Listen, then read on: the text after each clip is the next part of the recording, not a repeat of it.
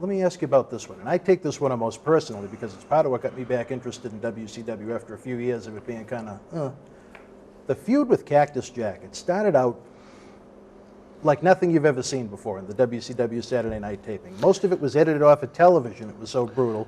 How did that program get shit on the way it did? Pardon my language. It was just too good. And Mick and I have talked about it. Mr. Foley, I should say. He was, by the way, is a tremendous individual. Just tremendous. He's appeared in the MWF in the past. Good guy. Tremendous person. He's very, very smart. He's a wrestling savant. I mean, he has all these ideas, and whoever, anybody that can put a sock on their hand and make $1 million.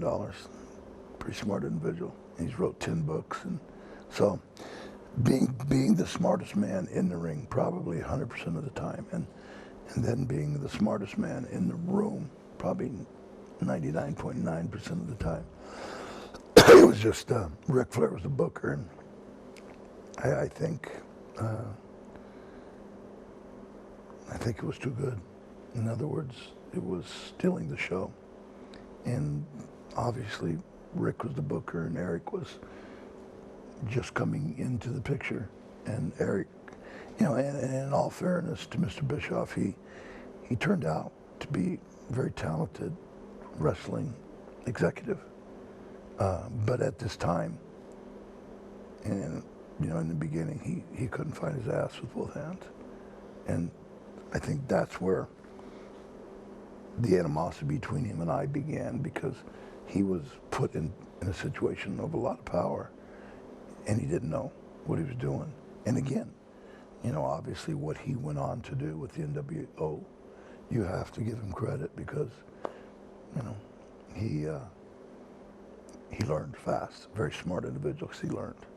Okay, he listened and he learned, and if he's watching, he was as good as any promoter I've ever worked for, except in that beginning. He just didn't know. He was basically an announcer. Yeah. He looked good. He looked like a mannequin, one of those mannequin dolls. But so it was, in other words, Rick was the booker. Well, let's cut this Cactus Jack thing, and there it goes. Okay, and it was, it was, I compare it to the sinking of the Titanic. It was horrible. I mean, how do you get rid of that?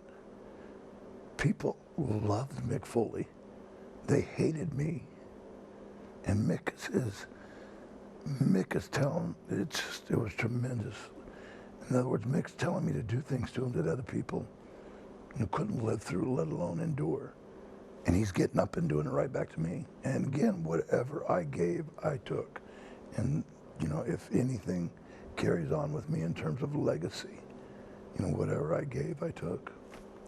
It's just, they spent that summer with the foolish amnesia. They were finding him in parking lots, and my God, then eventually he got his memory back. You had the Halloween Havoc shot, and it was over. It wasn't like... It was sickening. Sickening. It wasn't like there was. I mean, Flair didn't want to work with me. Sting and I were wore out. Ron and I had already, it was new for me too. So hey, let's kill them both. Yeah. And that's what they did. And what did they go from? They went from Halloween Havoc to the Battle Bowl that did about 15,000 buys. So what does that say? And I won that. And by the way, and who remembers it? And I won the Battle Bowl, and I was supposed to get this ring. Sting had got one, right? The winner of the Battle Bowl, and Bischoff didn't give me one. That was. I'm not spending the money. Well, you did for Sting. You said you were going to on TV. You're not in Japan anymore. Click your heels 3 times. The World Wrestling Federation was live at the Anaheim Convention Center in Anaheim, California, Thursday, May the 24th, 1990. In the opening contest, Paul Roma beat Playboy Buddy Rose. Dino Bravo with the win over the Red Rooster. The Barbarian defeated Superfly Jimmy Snuka. The Bushwhackers victorious over Rhythm and Blues via disqualification. Al Perez beat Jim Brunzell. The Big Boss Man with the win over $1 Million Man Ted DiBiase. And in the main event, WWF World Champion, The Ultimate Warrior, retained the title over WWF Intercontinental Champion, Mr. Perfect. If you were in Anaheim live, share your memories in the comment section below. Use the links in the description box to keep Wrestling Legends working in our eBay store and on our world-renowned Patreon streaming service so we can bring you more interactive superstar shoot interviews to relive the good old days of professional wrestling. Check it out. Boston Wrestling Sports in the MWF explodes into a new year with professional wrestling content galore and need you to join our family. Every Tuesday night at 10 p.m. after our Monday Night Raw review, it's Wrestling Insiders at your house with WWE Hall of Famer Mr. USA Tony Atlas. Wednesday nights at 10 p.m. after NXT and AEW, join rotating legends on Wrestling Insiders Special Edition. Every Thursday night at 10 p.m. after our NXT and Dynamite review, it's Marty Jannetty's no-holds-barred sex, drugs, and rock and roll journey on Wrestling Insiders Party with Marty. Friday night after SmackDown, don't miss John Cena Sr.'s Wrestling Insiders Fabulous Fridays. Plus, look for classic clips, history videos, bonus live episodes, pay-per-view watch-alongs, and more. For less than a cup of coffee at Starbucks, get early ad-free access to our Wrestling Insider talk shows, our acclaimed studio shoot interview DVD library, and help keep wrestling legends working during the worst of times. Join our growing family at patreon.com/Boston Wrestling. Expect the unexpected in 2021.